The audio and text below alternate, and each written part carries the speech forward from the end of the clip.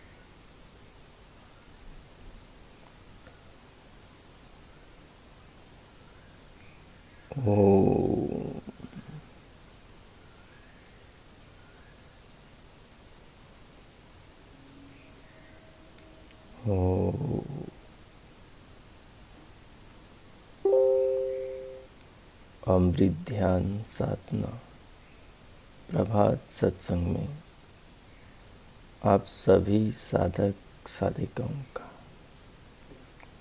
उपासक उपासिकाओं का हार्दिक स्वागत है।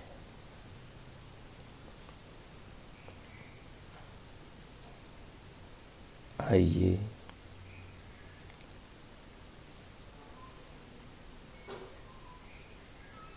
आज के ब्रह्म मुहूर्त में,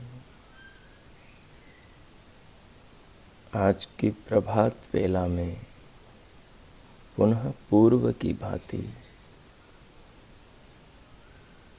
जीवनदाता, विश्व निर्माता,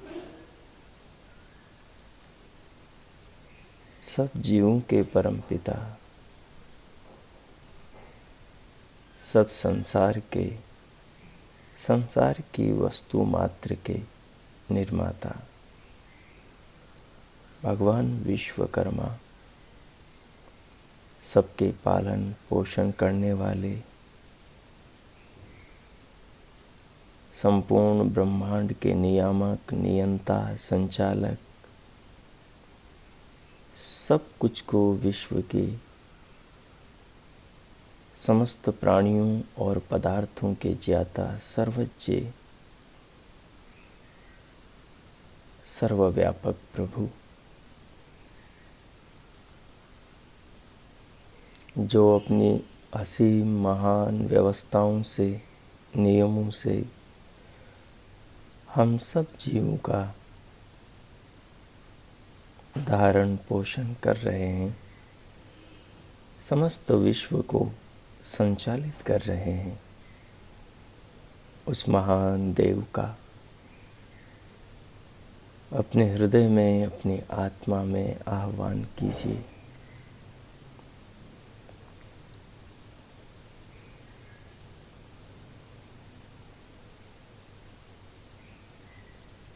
उसकी की कृपाओं को अनुभव कीजिए, उसके दिए दानों को अनुभव कीजिए, उसकी स्नेह की वर्षा को महसूस कीजिए।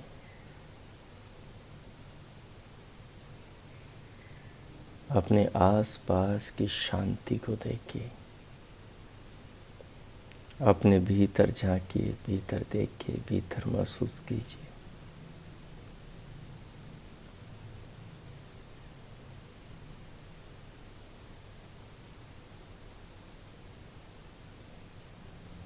अपने ज्ञान चक्षु खोलिए,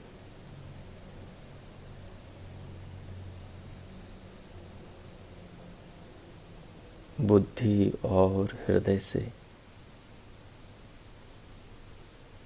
एक साथ विचार कीजिए, भावना से भगवान को देखने का प्रयास कीजिए।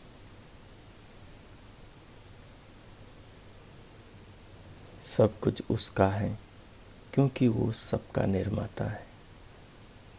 सब कुछ उसका है क्योंकि वो सब कुछ का दाता है। हम सब उसके हैं क्योंकि हमारे पास जो भी कुछ है वो सब कुछ उसी का बनाया, उसी का दिया, उसी की व्यवस्था से हमारे पास टिका है।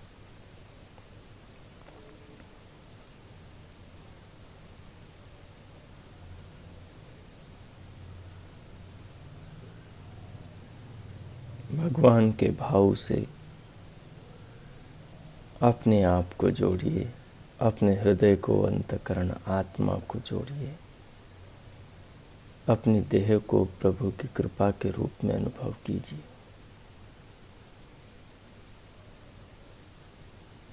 स्वयं को मानसिक रूप से प्रभु के साथ एकाकार करें। देह को भगवान की कृपा अनुभव करते हुए देह में भी प्रभु प्रेम को अनुभव करें। इस प्रकार स्वयं को अंदर और बाहर से परमात्मा की भावना से जोड़ लें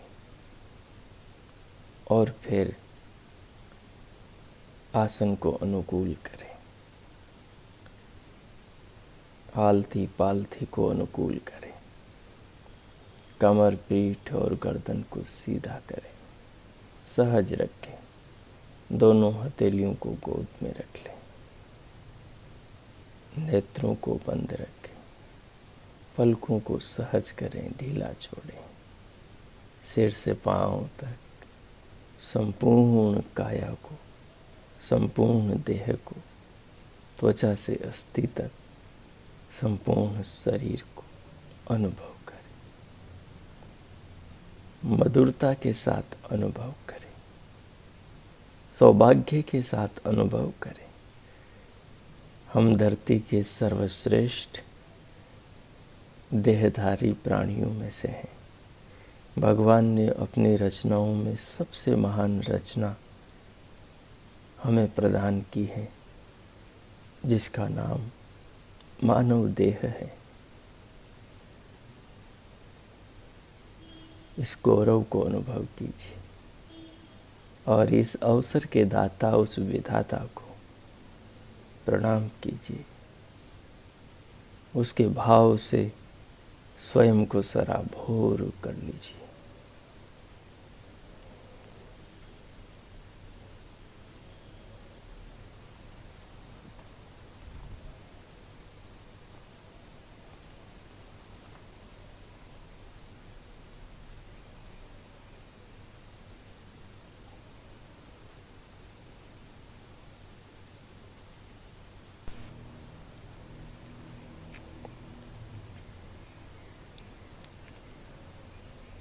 भगवान के प्रेम से स्वयं को भरा हुआ अनुभव कीजिए।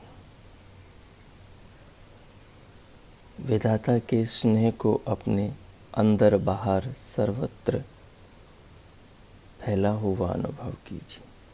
स्वयं को प्रभु में व्याप्य अनुभव कीजिए। प्रभु को स्वयं में व्यापक अनुभव कीजिए।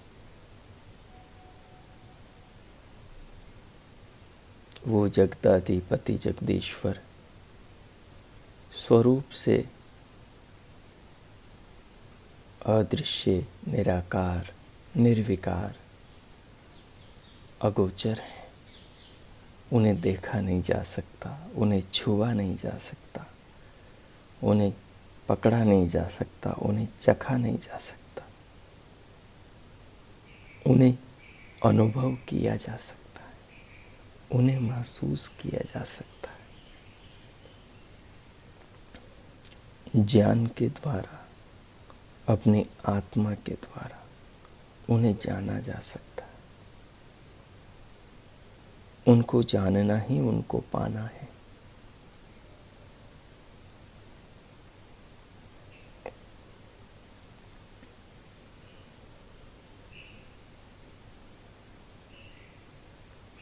हम जिन चीज़ों के साथ, हम जिन व्यक्तियों के साथ रात दिन रहते हैं, तो धीरे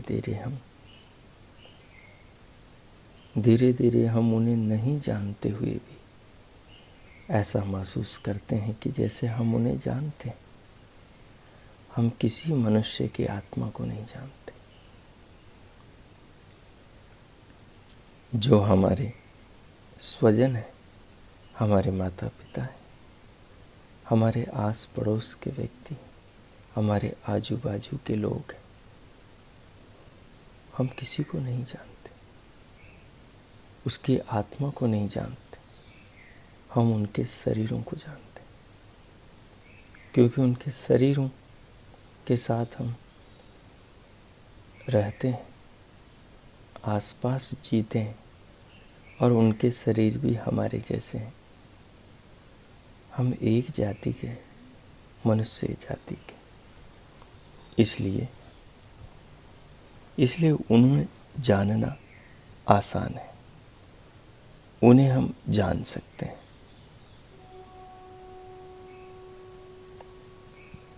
परंतु जान केवल उन्हें हम शरीर के स्तर पर, केवल उनके शरीर को जान सकते हैं, उनकी आत्मा को नहीं जान सकते।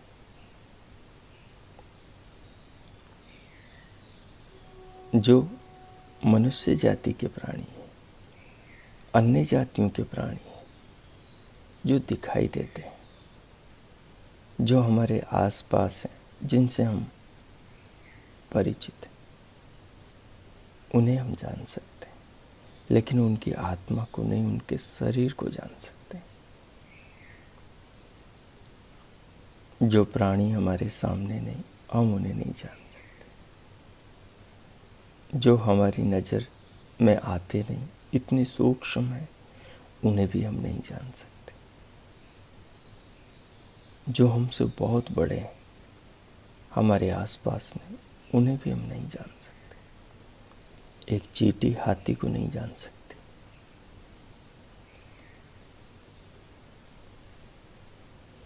और हम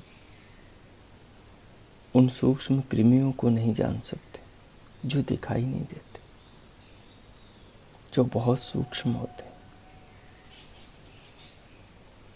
लेकिन वो कृमि अपने जैसे दूसरे कृमियों को जान सकते हैं, लेकिन देह के स्तर पर, शरीर के तल पर, आत्मा के तल पर नहीं। जैसे हम शरीर के तल पर जानते हैं, माता पिता को, पुत्र पुत्रियों को, पति पत्नी को, बच्चों को, पशुओं को, पक्षियों को, कृमि कीट पतंगों को। परंतु जो अतीव सूक्ष्म है, उन जीवों को नहीं जान सकते, न वो जीव हमें समझ सकते हैं, क्योंकि हम बहुत बड़े हैं।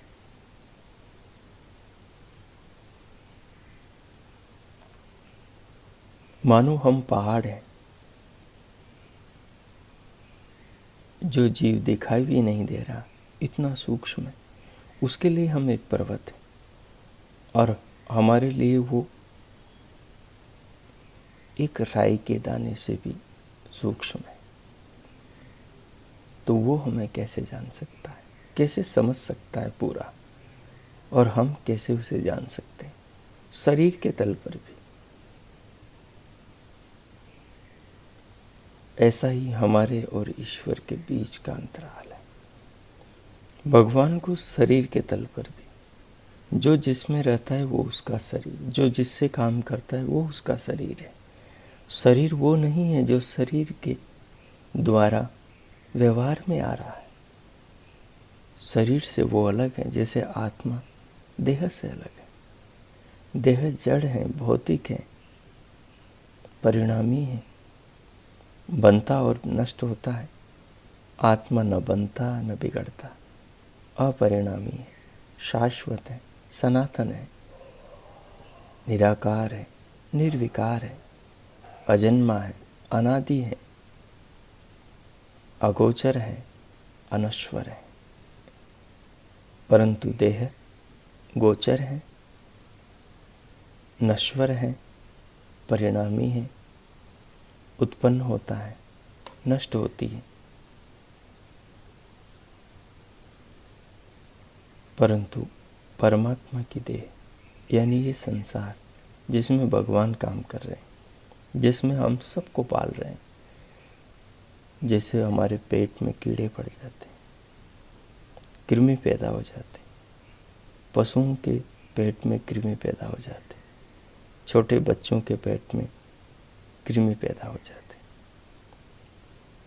वो उसमें ही जन्म लेते और उसी में मर जाते।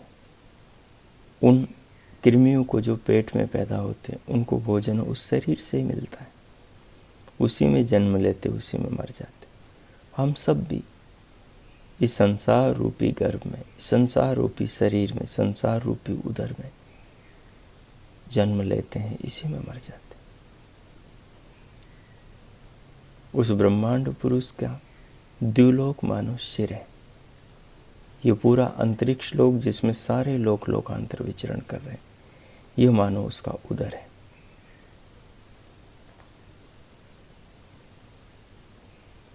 और ये पृथ्वी मानो उसके पैर है। तो जैसे हमारे उदर में कृमि पैदा हो जाते हैं और उसी में उत्पन्न होकर उसी में जीवन जी के मर जाते हैं, उसी में भोजन मिलता है, उसी में उनका संसार होता है, हम भी सब परमात्मा के उदर में, परमात्मा के पेट में, परमात्मा की व्यवस्था में, परमात्मा के संसार में, धरती से आकाश के बीच में, अंतरिक्ष में उत्पन्न होते हैं और मर जाते हैं, इसी में जीते हैं, इसी में जन्म लेते हैं। परमात्मा इतना विशाल है, इतना विराट है, इतना असीम है। उसकी काया, उसकी देह, वो संपूर्ण ब्रह्मांड है। हमारी पृथ्वी सूर्य से 13 लाख गुना छोटी है। सूर्य हमारी पृथ्वी से 13 लाख गुना बड़ा है। सूर्य के सामने हमारी पृथ्वी राई का दाना, और हमारी पृथ्वी के सामने सूर्य एक महान पर्वत।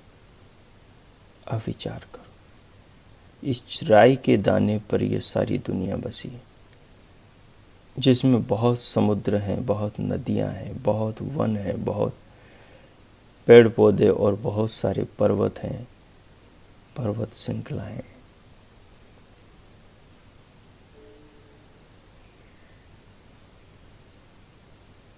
और उस पृथ्वी पर हम सब बसे।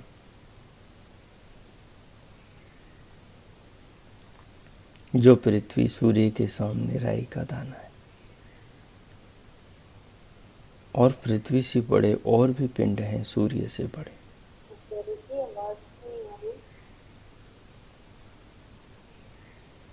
और पृथ्वी से बड़े, सूर्य से बड़े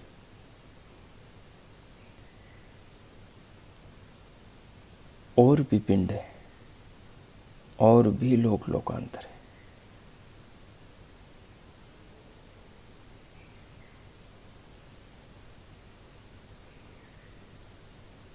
तो हम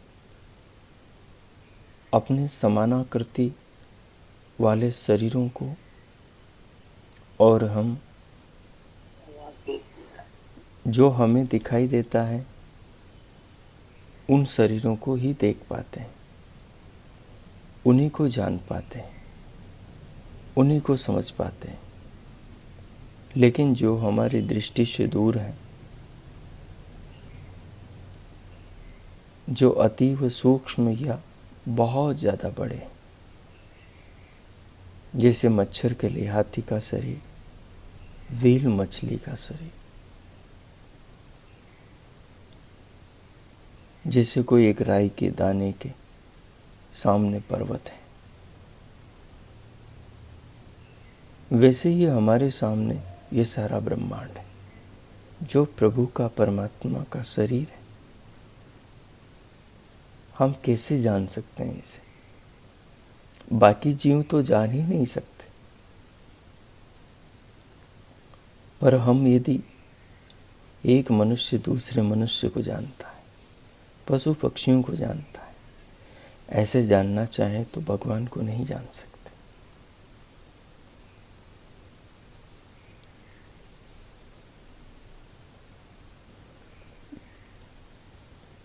क्योंकि उसने हमारी तरह किसी जाति में जन्म नहीं लिया, उसका शरीर हमारी तरह उत्पन्न नहीं हुआ,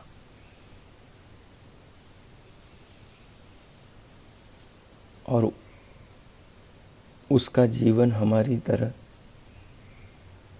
भोग और मुक्ति के लिए नहीं हुआ।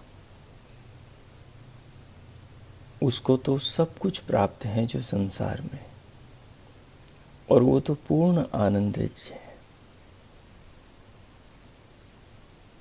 वो स्वयं आनंदित है और अपने आनंद को जानता है, और सारे जीवों को आनंद देने के लिए संसार को रचता है। तो संपूर्ण ब्रह्मांड में वो विद्यमान है, सारा ब्रह्मांड उसके एक ही भाग में है। इतने विशाल महान प्रभु को, जिसके एक भाग में ये सारी सृष्टि, सारे लोकांतर है, उसको हम दूसरे आदमी की तरह नहीं जान सकते। उसको हम अन्य शरीरों की तरह नहीं समझ सकते। जैसे हमारे पेट में उत्पन्न हुआ वो कृमि हमारे शरीर को नहीं समझ सकता, नहीं जान सकता।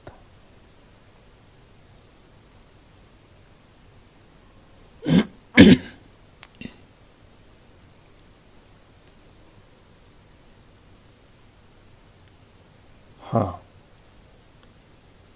पर इस जगत को, भगवान को जानने का एक अवसर मनुष्य के जीवन में विधाता ईश्वर ने पैदा किया है। वो एक मनुष्य के जीवन में ही सुलभ है, अन्य किसी देह में, अन्य किसी शरीर में नहीं है। केवल मनुष्य शरीर में, मनुष्य काया में संभव है।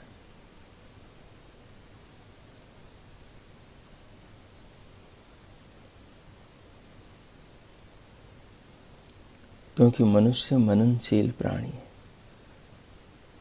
जो हमारे उदर में उत्पन्न वो कृमि है, जो मच्छर है, जो मनुष्य से इतर योनियों के प्राणी हैं, उनके जीवन में वो, उनकी लाइफ में वो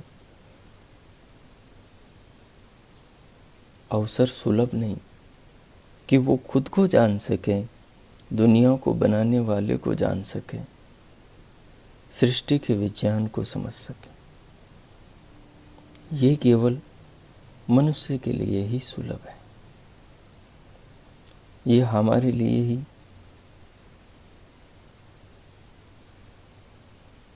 सुलभ है।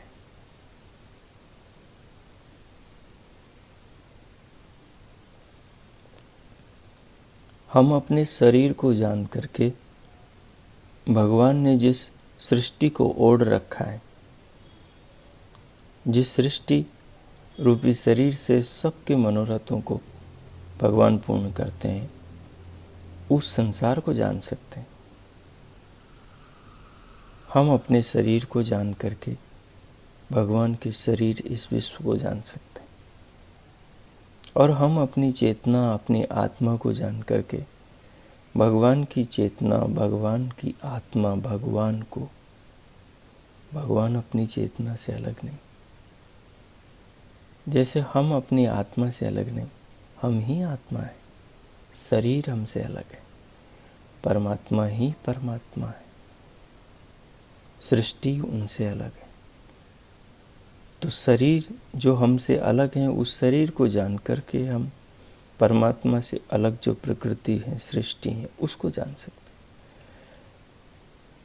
और शरीर से अलग हम अपनी आत्मा को जान करके जो सृष्टि से, प्रकृति से, विश्व से, ब्रह्मांड से अलग परमात्मा है, उसको जान सकते हैं। क्योंकि जो सृष्टि है वो जड़ है, परिणामी है, प्रकृति के 24 विकारों में बनी है। और जो पांच भौतिक जगत है, जो हमारी देह है, इस सब को जान करके हम प्रकृति के 24 विकार और पांच भौतिक इस सृष्टि को जान सकते हैं।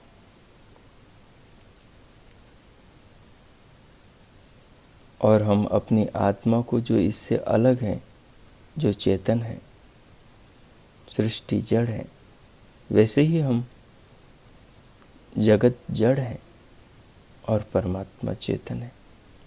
अपनी चेतना को जानकर हम परमात्मा चेतना को जान सकते हैं।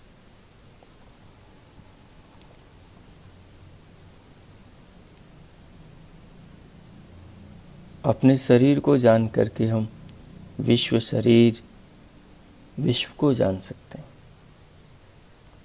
हमारा पिंड इस ब्रह्मांड का एक छोटा रूप है, तो इस छोटे रूप को जान करके हम इसके बड़े, इस महान ब्रह्मांड रूप को जान सकते हैं।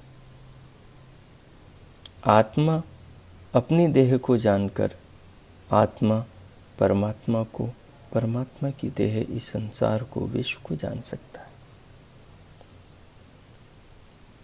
लेकिन ये अवसर केवल मनुष्य के शरीर में है, किन्हीं प्राणियों के उदर में उत्पन्न होने वाले कृमियों के जीवन में नहीं, या फिर मनुष्य से इतर प्राणियों के जीवन में नहीं। ये अवसर केवल मनुष्य के जीवन में, हमारे जीवन में, हमारे लिए सुलभ है। हमें इस अवसर का भरपूर लाभ उठाना चाहिए। हमें उन चीजों के पीछे नहीं दौड़ना चाहिए जिनकी प्राप्ति से हमें अंत में कुछ नहीं मिलता।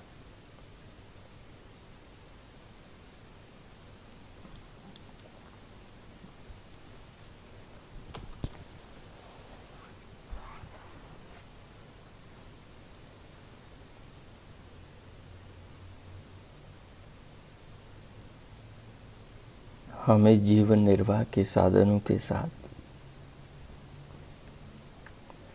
जीवन के ज्ञान का अर्जन करते हुए उन तमाम गुत्थियों को सुलझाना चाहिए जिनके उलझे रहने से मनुष्य का बार बार जन्म होता है, बार बार मृत्यु होती है, बार बार दुख मिलता है और बार बार वो नाना योनियों में भटकता है।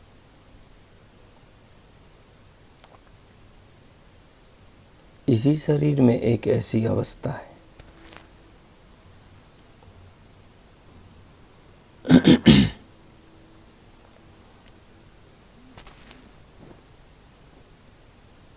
जिसे पाकर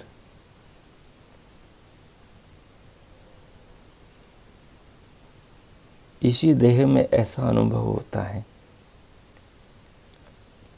कि बाहर संसार में जाने की आवश्यकता ही नहीं, इच्छा ही नहीं होती।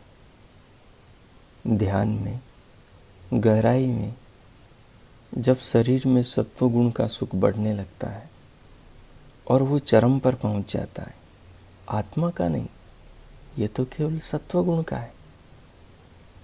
संसार में जो सुख है वो पूर्ण सत्व गुण का नहीं, उसमें रजोगुण भी है, उसमें तमोगुण भी है।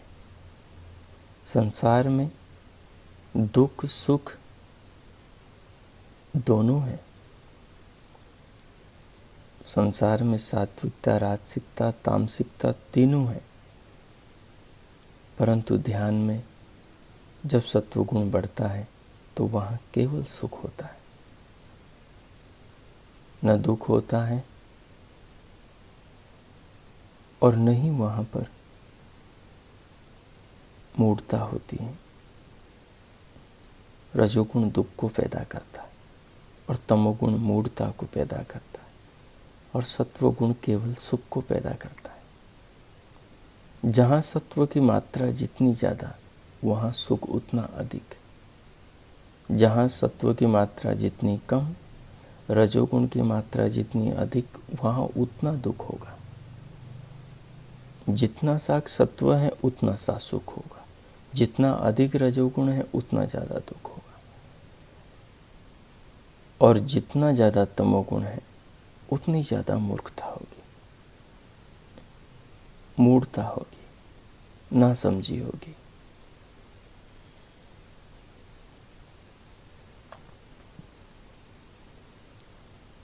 तो ध्यान की एक ऊंची अवस्था में जाकर जब रजोगुण और तमोगुण दब जाते हैं और केवल सत्वगुण अपनी प्रखर अवस्था में होता है, तो इतना सुख मिलता है कि साधक भीतर से बाहर आने की चाह को खो देता है, चाह भी नहीं रखता, अंदर से बाहर निकलना नहीं चाहता, बस बैठा रहना चाहता है। उस समय भी उसके सारे संबंध रहते हैं, उस समय भी उसके सारे रिश्ते नाते रहते हैं, उस समय भी उसके दिमाग में माता पिता, बच्चे, पति, पत्नी, संसार की वस्तुएं, खाने पीने के पदार्थ, आभूषण, वस्त्र, मकान, कार, मोटर सब रहते हैं। लेकिन फिर भी भीतर सत्वगुण का सुख इतना ज़्यादा होता है कि वो भीतर से बाहर निकलने को बिल्कुल इच्छा नहीं रखता। इसका सीधा सा मतलब है कि संसार में हमें जो भी सुख मिल रहा है वो आंशिक सत्व का है। वो चाहे खाने पीने की चीज़ों से, पहनने ओढ़ने की चीज़ों से, आभूषणों से, साधनों से, ऐशो आराम से मिल रहा हो, चाहे शरीरों का मिल रहा हो, खाने पीने की चीज़ों का मिल रहा हो, तमाम प्रकार का जो सुख है उस सत्व गुण के कारण से। जहाँ जितना ज़्यादा सत्व है वहाँ ज़्यादा उतना सुख है। लेकिन संसार की वस्तुओं में सत्वगुण, रजोगुण और तमोगुण के साथ मिलके और बहुत निम्न मात्रा में, परंतु ध्यान में जब बहिर्मुखता का त्याग करके साधक अंतर्मुखी होता है तो वहाँ सत्वगुण बहुत बढ़ जाता है। मानो संसार में जो सत्वगुण है वो 25%, ऊंचा से ऊंचा सुख का सत्वगुण 25%, लेकिन ध्यान में जो सत्वगुण का सुख है वो पूरा चरम तक समाधि में 100% तक चला जाएगा। सोचो वहाँ कितना सुख होगा। इसलिए ध्यान के उस सत्वगुण के प्रखर प्राप्त सुख को त्याग करके कोई बाहर आना नहीं चाहता, वो स्थिति प्राप्त होने के बाद। लेकिन ये भी प्राकृतिक सुख है, परिणामी है, ध्यान में भी हमेशा नहीं बैठ सकता आदमी। तो संसार में हमें जो सुख मिलता है वो सुख सत्वगुण का है, वो प्रकृति का ही सुख है, वो खाने पीने की चीज़ों का ही सुख है, वो वस्त्र आभूषण का ही सुख है, वो शरीरों का ही सुख है, वो रूप का सुख है, वो शब्द का सुख है,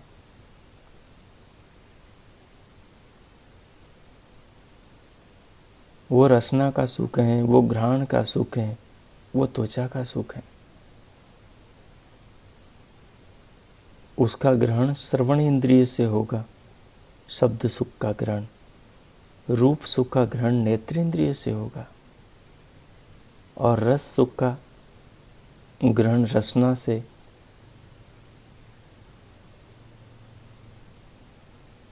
तो सुगंध सुख का रस ग्रहण से नाक से होगा,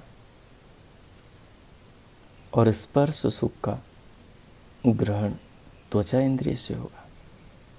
तो ये पांचों इंद्रियां, ज्ञानेंद्रियां अहंकार से बनी और इनके गोलक सारे पंचभूतों से बने, और इन सुखों को उत्पन्न करने वाला मन वो भी अहंकार से बना, वो भी प्रकृति का ही उपकरण है। पूरा अंतकरण प्रकृति का है। तो शरीर में जो भी सुख संसार में रहते हुए मिल रहा है, चाहे चेतनों के शरीरों से, चाहे जड़ पदार्थों से, वो सारा सुख सत्व के कारण है, प्रकृति के कारण है, और वो परिणामी परिवर्तनशील है। ध्यान में भी सुख है, वो भी प्रकृति का है, लेकिन वो संसार की अपेक्षा अधिक प्रतिशत है। इसलिए ध्यान में गहराई में जाकर साधक संसार में आना नहीं चाहता।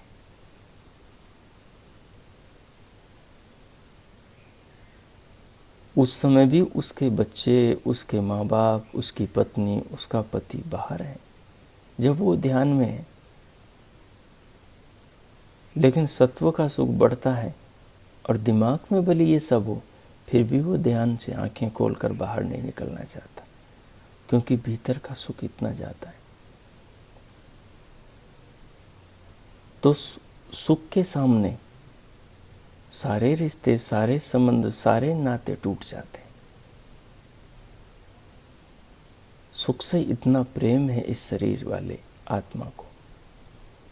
ये तो भौतिक सुख है संसार में, और ध्यान में सूक्ष्म और सूक्ष्म सीधा सत्व का सुख है, वो और भी ज़्यादा प्रखर है। लेकिन इससे भी ऊपर उठता है तब उसे आत्मा का सुख मिलता है। ध्यान का सुख भी परिणामी है, संसार का सुख भी परिणामी है। दोनों सुख परिवर्तनशील है, परंतु ध्यान का सुख अपरिणामी, अपरिवर्तनशील है। आत्मा का सुख, ध्यान और संसार का, अंतर्मुखता और बहिर्मुखता का, दोनों स्थानों का जो प्राकृतिक सुख है, जो सत्व का सुख है, वो परिणामी है। पर संसार की अपेक्षा ध्यान का सुख विशेष है। वहाँ इंसान निर्भर हो जाता है, वहाँ उसकी देह की कली कली खिल जाती है, उसके शरीर के हर परमाणु को, हर अणु को, हर कोशिका को विश्राम मिलता है। शरीर की सारी नसनाड़ियों को, सारे तंत्रिका तंत्रों को विश्राम मिलता है। सारा मस्तिष्क, सारे स्नायु, सारे ज्ञान तंतु आनंदित होते हैं मानो। तो सारा सुख, सारा शरीर विश्राम में जाता है। सारे शरीर को सुख मिलता है जब शरीर में सत्व गुण बढ़ता है। जब शरीर में रजोगुण बढ़ता है तो सारे शरीर के परमाणु दौड़ते हैं, मन में नाना इच्छाएं पैदा होती हैं। इधर हाथ पैर मारता है, उधर आंखें जाती हैं, इधर कान जाते हैं, उधर जीभ जाती हैं, इधर चमड़ी जाती है। सारी इंद्रियां विषयों की ओर लपकती हैं, भागती हैं, और सारे विषयों की तरंगे मन में कूदती हैं, और मन चंचल होता है, और अंतकरण पूरा तरंगित होता है, और आत्मा इन्हीं तरंगों में, इन्हीं वृत्तियों में, इन्हीं विचारों में बुरी तरह फंस जाता है। तो उससे तनाव पैदा होता है, सिर गर्म होता है, मांसपेशियां गर्म हो जाती हैं, ऊर्जा, तापमान, टेम्परेचर बढ़ जाता है, सारे सुख को रजोगुण मिल जाता है, सत्व को दबा देता है। और जब रजोगुण का बस नहीं चले, पूरे शरीर को थका दे, शरीर के परमाणु परमाणु को बुरी तरह थका दे, तो फिर तमोगुण हमला कर देता है, आदमी को मूड बना देता है। तो गुणों का खेल विचित्र है, लेकिन इन गुणों में जो ऊंचा सुख है वो ध्यान में है, और जो ध्यान से भी ऊंचा सुख है वो आत्मा में है। ध्यान में जो सत्व गुण का सुख है, उससे ऊंचा सुख आत्म सुख है। वो भी ध्यान के भीतर ही आत्मा को जानने और अनुभव करने से मिलता है। तो आत्मा में आत्म सुख है, पर परमात्मा से जब जुड़ता है तो उसे फिर परमात्मा सुख की प्राप्ति होती है।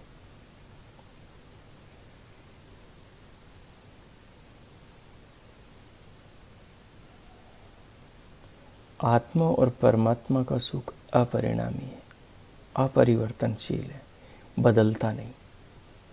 आम का सुख बदल जाएगा, लीची का सुख बदल जाएगा, अमरूद का सुख बदल जाएगा, पपीते का सुख बदलेगा, खीर का सुख बदलेगा।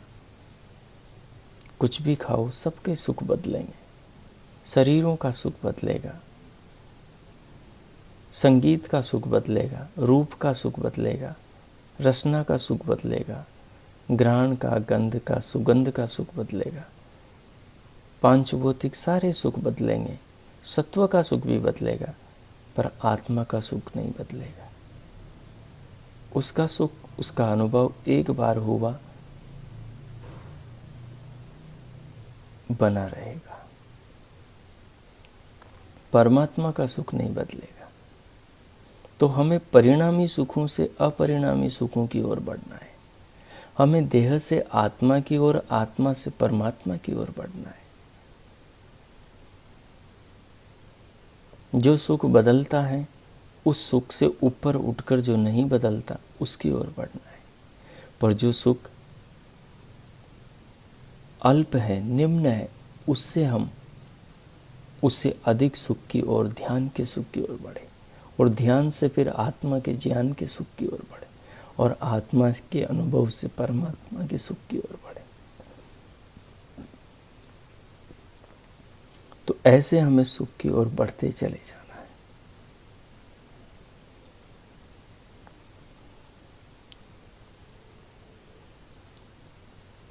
तो अपनी देह को समझने से परमात्मा का जगत समझ में आता है, अपनी आत्मा को समझने से परमात्मा समझ में आता है।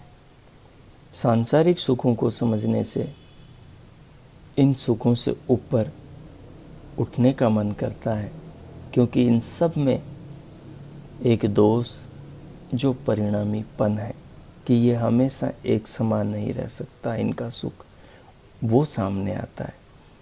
तो इससे ऊपर उठते हैं, तो ध्यान में जाते हैं, तो ध्यान में इनसे ऊंचा सुख मिलता है। ऊंचे सुख के कारण आदमी निम्न सुख को भूल जाता है।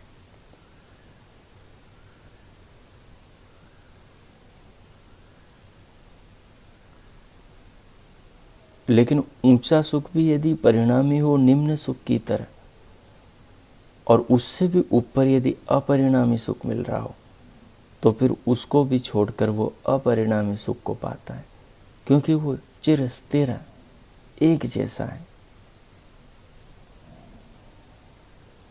सांसारिक सुखों में तो आदमी को इधर से उधर जाने की जरूरत पड़ती है, लेकिन आत्मा का सुख ऐसा है जो बदलता नहीं, तो इधर से उधर जाने की जरूरत नहीं।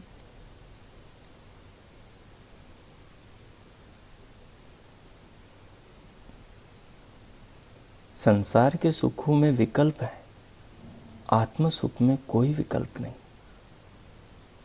जब आत्मा में आत्मा होता है, तब केवल आत्मा में आत्मा होता है, उसके सामने और कोई विकल्प नहीं होता कि उसकी ओर वो देख ले। जब परमात्मा में आत्मा होता है, तब परमात्मा में आत्मा होता है, उस समय कोई विकल्प नहीं होता कि वो किसी और की ओर देखे। पर जब वो लड्डू के सुख में होता है, तब उसके सामने विकल्प है वो बर्फी के सुख में देखे।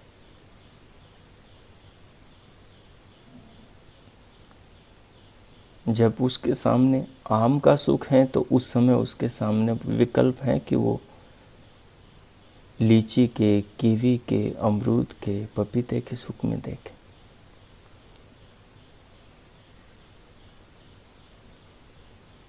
जब उसके पास में चांदी का आभूषण है, तो उसके सामने विकल्प है कि वो स्वर्ण के आभूषण में देखे, रजत से ऊपर उठे।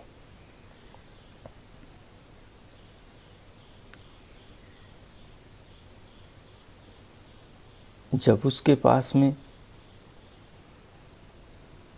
उसके पास में सुंदर संबंध है, तो उसके पास में विकल्प है, उससे भी बेहतर जो सुंदर संबंध है वो उसकी ओर देखे। संसार विकल्पों का घर है। विकल्प हर समय आदमी को मारता है। उसकी शांति का अपहरण करता है।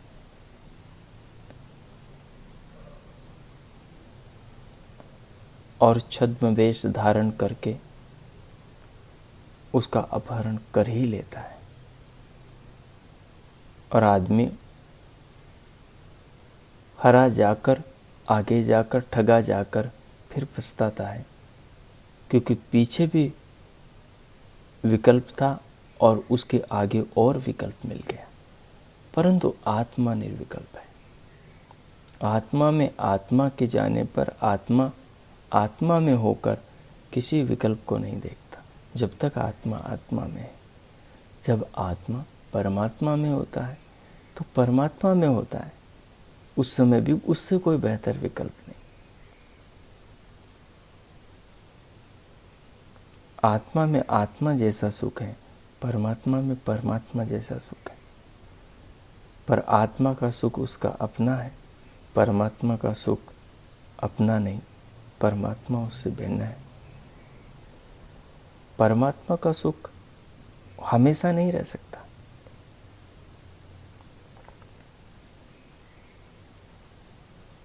पर आत्मा आत्मा में भी हमेशा नहीं रह सकता। लेकिन जो परिणामी विषयों में आत्मा रहेगा, उनकी तरह आत्मा में आत्मा का अपहरण करने वाला विकल्प नहीं होगा। जितना भी आत्मा में रमण करेगा, जितनी भी देर रहेगा, उतनी देर निर्विकल्प रहेगा। और आत्मानुभव की जो स्मृति है, ईश्वरानुभव की जो स्मृति है, जो प्रज्ञा है, वो प्रज्ञा भी जब तक उसके चित्त में रहेगी तो उस सुख की अनुभूति, आभास एक परछाई के रूप में उसके ऊपर बनाए रखेगी। ये दिव्य लोक है। इस दिव्य लोक के द्वार केवल मनुष्य जीवन में खुलते हैं। इन द्वारों में प्रवेश होकर ये मनुष्य ही इन आत्मानंद और परमानंद की ओर बढ़ सकता है और विषयानंद से ऊपर उठ सकता है।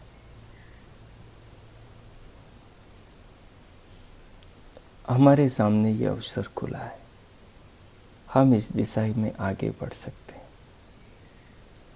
आइए संकल्प करें। परमात्मा हमें देख रहे हैं, परमात्मा हमारे भावों को जान रहे हैं, परमात्मा हमारी चाह को समझ रहे हैं। हम क्या चाहते हैं, कितनी व्याकुलता है। व्याकुलता के अनुरूप हम मेहनत, पुरुषार्थ, परिश्रम, परमात्मा की शक्तियों का सदुपयोग, परमात्मा के साधनों का सदुपयोग, परमात्मा की देह का, परमात्मा के अंतकरण का, परमात्मा के मन, बुद्धि, चित्त का, परमात्मा के दिए ज्ञान, वेद का, इनका हम कितना सदुपयोग कर रहे हैं। परमात्मा ने वो शक्ति हमारे भीतर रखी जिस शक्ति से आत्मा और परमात्मा को पाया जा सकता है, वो प्राकृतिक शक्ति हमें वहां तक पहुंचा सकती है और आत्मानंद के द्वार तक ले जा सकती है। परंतु तब जब हम चलें, आगे बढ़ें, संकल्प करें, सो इस पूरे चिंतन को धारण करके, आत्मसात करके संकल्प करें आगे बढ़ने का। विकल्पों से भरे संसार के सुखों से ऊपर उठने का, बहिर्मुखता से अंतर्मुखता की ओर पदार्पण करने का,